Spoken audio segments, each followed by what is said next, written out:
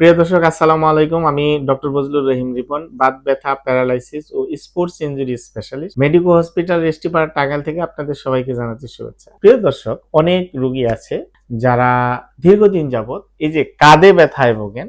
বিশেষ করে অনেকেই হাত উপরের দিকে উঠাতে গেলে সমস্যা হয়, জামা কাপড় পরতে সমস্যা হয়, মাথা আঁচড়া সমস্যা হয়, আবার অনেকে হাত পিছনের দিকে নিতেও অনেক সমস্যা হয়, নিতে পারে না, ব্যথা করে।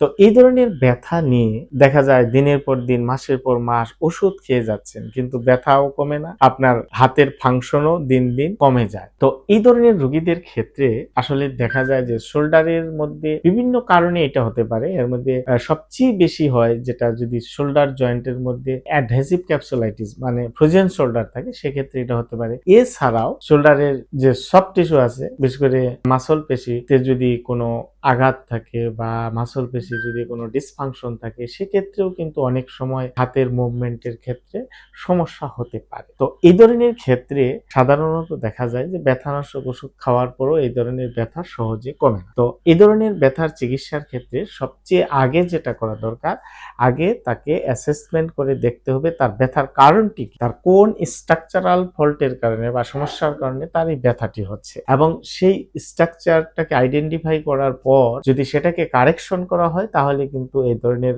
ব্যথা সহজেই চলে যায়, তার ফাংশন উন্নত হয়, তার কোয়ালিটি অফ লাইফটা ইমপ্রুভ হয়।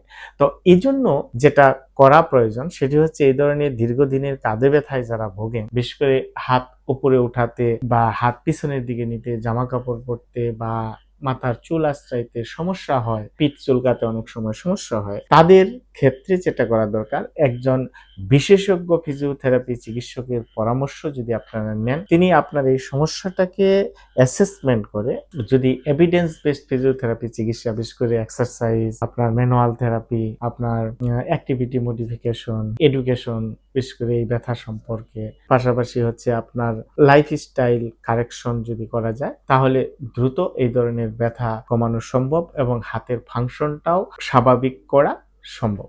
সুতরাং প্রিয় দর্শক, যারা দীর্ঘদিন যাবৎ ব্যথানাশক ওষুধ খাচ্ছেন এই কাঁধে ব্যথার জন্য, তাদের জন্য পরামর্শ থাকবে, আপনারা শুধু ব্যথানাশক ওষুধের উপর নির্ভর না করে আপনি একজন বিশেষজ্ঞ ফিজিওথেরাপি চিকিৎসকের পরামর্শ নিতে পারেন। আমাদের পরামর্শ নিতে চাইলে আমাদের স্ক্রিনে দেওয়া নাম্বারে যোগাযোগ করতে পারেন। ধন্যবাদ। আসসালামু আলাইকুম।